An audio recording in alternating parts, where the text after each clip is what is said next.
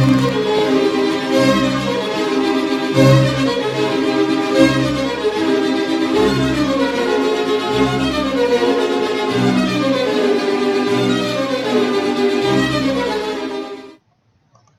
guys, this is John back with a lesson about the French defense. Now, this lesson's here probably for players, rated 1,500 and below at least. So we're discuss some of the main ideas in the advanced variation of the French.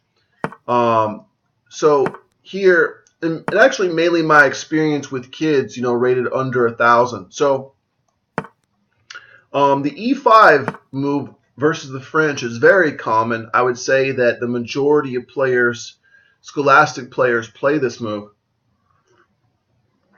And Black typically learns the most basic ideas associated with it. And, first we learn this idea of the pawn chain and attacking the pawn chain and the base of the pawn chain. And after C3, Black plays knight C6, which attacks D4. And then White protects D4. And then Black plays Queen B6 again. Now, I always like to teach guys this bishop at D3 because, it's got a trap associated with it on a couple different points in the game.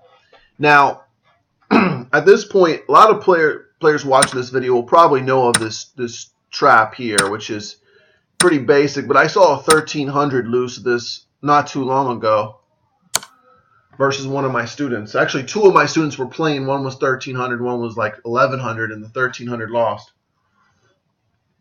Now, the next idea associated with this then should be, well, what should Black do to not let that happen? And that move is very simple. So you play a move like bishop to D7. And after this move, this threat is not there. And then it becomes a point where, well, what's a good idea from here? And I think a lot of players will just come up with this move, pawn to B3, which weakens squares. I'm not a big fan of this move.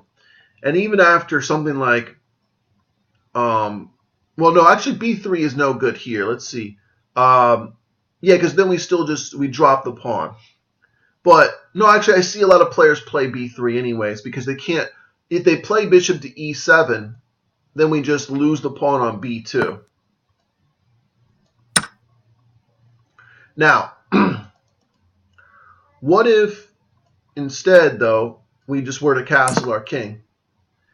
And after pawn takes, knight takes, queen takes, well, White just plays knight to C3. And if Black plays a move like queen takes pawn, we've got rook to E1. And Black needs to know this really, tough move to find, which is the best move is queen to B8.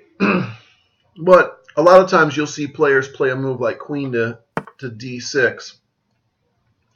And after knight to B5, well, takes, and now the king is trapped in the center. And White has the open files. And Black's got a couple of pawns, but I actually prefer White here, and so does the computer. So, one last thing about this variation, though. One of the things that I always, when I was like a 1500, I always strive to get, but I really couldn't find players to do this for me that much, but occasionally you would see it, and you definitely see it below the 1500 level. And that is, if we have a game go like this, where Black does some somewhat normal moves, well, now there's a big problem.